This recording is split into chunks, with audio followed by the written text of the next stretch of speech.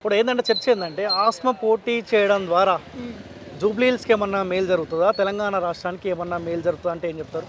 ఎందుకు జరగదన్న ఖచ్చితంగా జరుగుతుంది. ఎందుకంటే ఇప్పుడున్న పోటీలో బరిలో ఉన్న వాళ్ళంతా బాగా బలిసినోళ్ళు.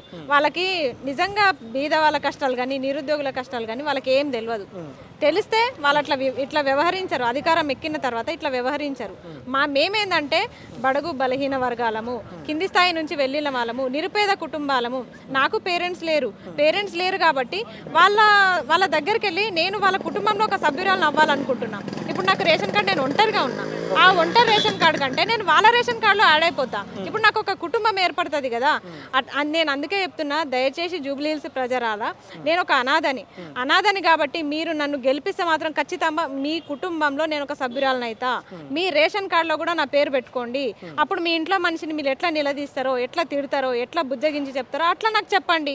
ఇప్పుడు అట్లా అక్కడ ఉన్నప్పుడు ఇప్పుడు ఓలార్గా కుటుంబమే లేదు, ఒక ఈ నివాసమే లేనప్పుడు మనం ఎక్కడ ఉండాలనుకుంటున్నామో అదే మన కుటుంబం అవుతుంది. అందుకే నేను అక్కడ బరిలో ఎందుకు నిలవబోతున్నా అంటే జూబ్లీ హిల్స్ ప్రజల్ని నా కుటుంబ సభ్యులు అనుకుంటున్నా కాబట్టి వాళ్ళ కుటుంబంలో నేను భాగస్వామిని అవ్వాలనుకుంటున్నా. అందుకే నాకు ఓటేయమని అడుగుతున్నా.